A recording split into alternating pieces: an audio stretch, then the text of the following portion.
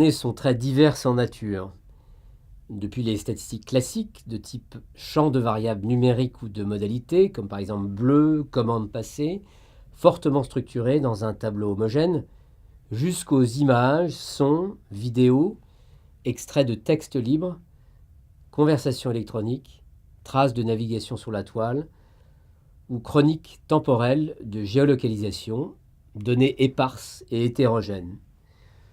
On distingue parfois la donnée brute de l'information, c'est-à-dire une donnée nettoyée et interprétée à partir d'un modèle dans un contexte d'application donnée. Même s'il existe des modèles et algorithmes ou techniques d'intelligence artificielle qui ne nécessitent théoriquement presque aucune donnée pour être mise en œuvre, il y a un rapport très étroit entre les modèles, algorithmes et technologies de l'IA et le volume de données.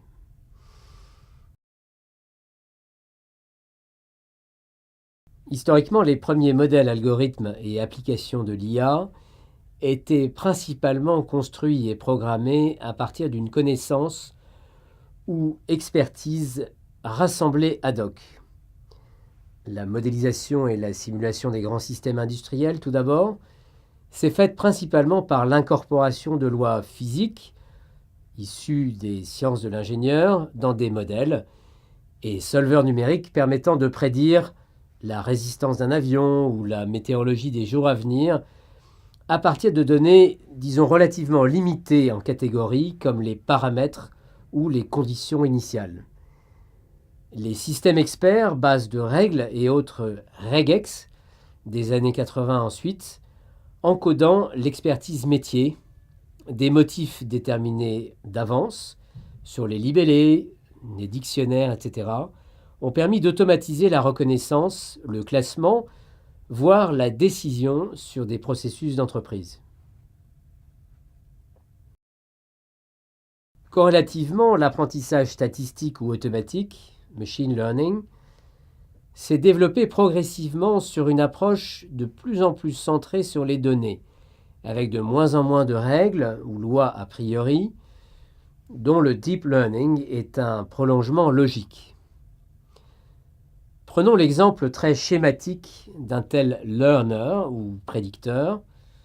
Plaçons dans un tableau en ligne une série d'unités d'observation, par exemple une vente élémentaire ou bien un trajet de livraison logistique. Et pour chacune des colonnes, l'ensemble des variables observées à cette occasion. Par exemple, les caractéristiques du client, du produit, la date, la météo du jour, le trafic, la localisation de la boutique ou de l'usine, le coût ou la marge brute observée à cette occasion, etc. Si l'on choisit une colonne donnée comme variable à prédire, y, on peut faire apprendre à un ordinateur un modèle statistique reliant cette colonne, y, à un certain nombre d'autres colonnes considérées comme des variables explicatives, x, par le moyen d'une batterie de fonctions dont les paramètres sont estimés via des algorithmes dits d'apprentissage. Pour telle météo et tel produit, on modélise ainsi tel chiffre d'affaires par catégorie de clients ou tel coût de livraison. Cet exemple fait partie des méthodes dites supervisées, au sens où l'on sait explicitement quelles sont les variables à prédire, y, qui ont été définies à l'avance et sur lesquelles on dispose de réalisations observées, dites annotations, que l'on va chercher à prédire, c'est-à-dire d'une certaine manière à interpoler. Dans cet exemple, le modèle sous-jacent est une famille de fonctions statistiques que les caractéristiques mathématiques très souples rendent potentiellement génériques à tous les métiers. Chaque nouvelle observation enrichit ainsi le modèle et sa qualité prédictive, sans que, au moins théoriquement, de nouvelles règles explicites aient à être codées avec des experts métiers. Corrélativement, un grand voire un très grand volume de données est potentiellement nécessaire pour que le système fonctionne correctement, d'où le big data. C'est également le cas dans les applications les plus médiatisées des prouesses en reconnaissance d'images, jeux de Go ou analyse de traces de navigation en ligne.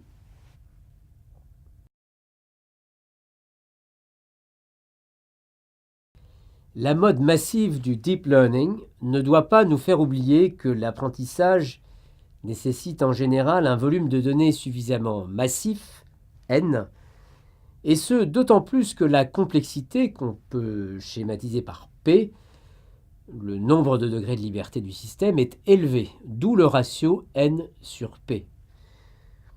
D'autres techniques de modèles et algorithmes sont disponibles quand un volume massif de données n'est pas encore disponible.